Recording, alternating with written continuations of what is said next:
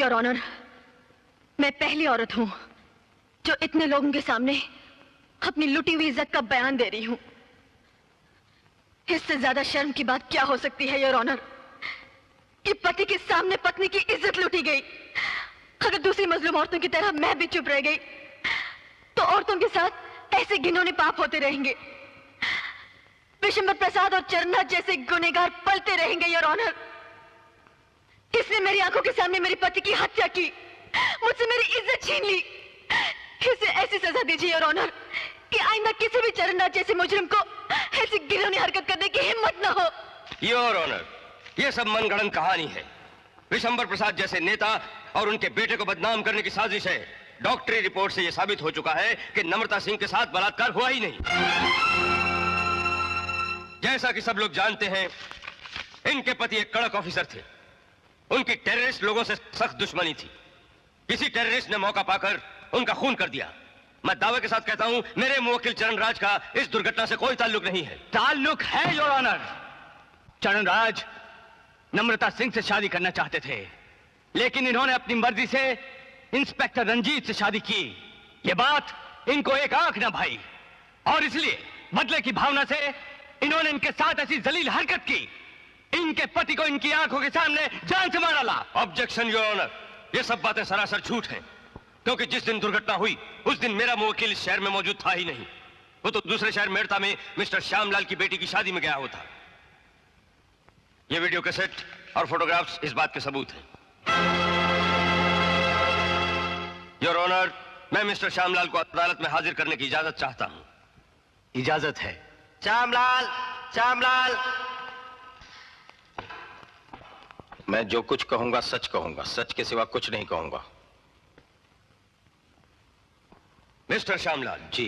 क्या चरणराज 30 अगस्त को मेड़ता में आपकी बेटी की शादी में मौजूद था? जी हाँ।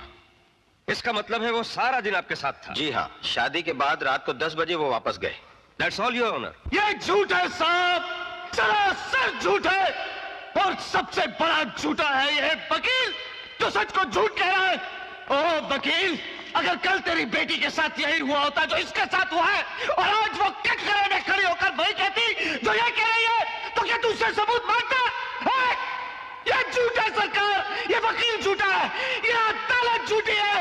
इंसाफ की आंखों पर से पट्टी हटाकर देखिए सरकार, ये सब आपको गुनहगार नजर आएंगे।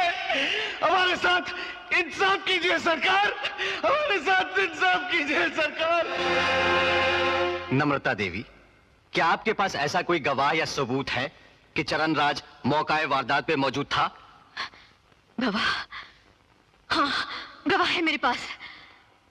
मेरी गवाह श्यामलाल जैसे मक्कार नहीं, वो सब के सब मासूम है।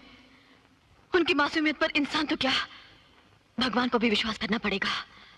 गवाह मैं लाऊंगी योर ऑनर, मैं लाऊंगी। देखो बच्चों, तुम अदालत में वही कहोगे जो हमने तुम्हें समझाया है कि हमारे बेटे चरणराज ने तुम्हारी टीचर के साथ कोई गलत काम नहीं किया और ना ही उसने इंस्पेक्टर रंजीत को गोली मारी। समझ गए ना? नहीं डैड, ये आपके बस की बात नहीं है। ये लोग इतनी आसानी से नहीं मानेंगे। इन लोगों को तो मैं हैंडल करूंगा। गुस्से से नहीं बेटे, गुस्से से नहीं। बच्चों के साथ प्यार से पेश आते हैं। हाँ, प्यार से। सुनो, हमारे वकील ने जो बयान लिखकर दिया है, कल कोर्ट में तुम्हारे बच्चे लोग वही बयान देंगे, वरना तुम लोगों की जिंदगी का नामो निशान मिटा दूंगा।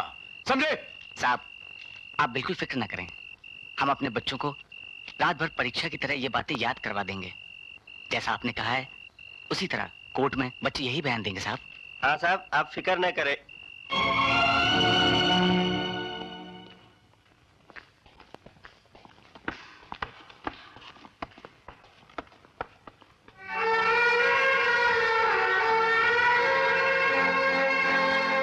उस दिन जब तुम लोग अपनी टीचर के साथ फैंसी ड्रेस के लिए गए तो क्या हुआ?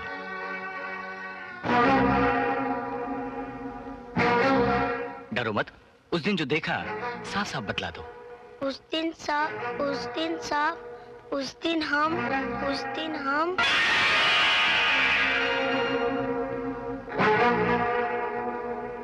तुम बोलो बोलो बोलो ना।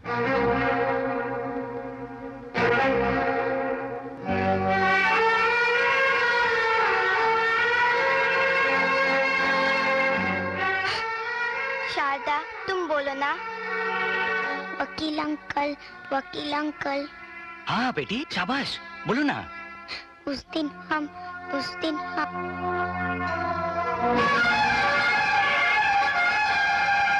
डरो मत बेटा, बोलो, उस दिन क्या हुआ? तमाम सबूत और गवाहों को मद्देनजर रखते हुए अदालत चरण राज पर लगाए गए इल्जामों को गलत करार करते हुए चरण राज को बाइज्जत बरी करती है। नहीं!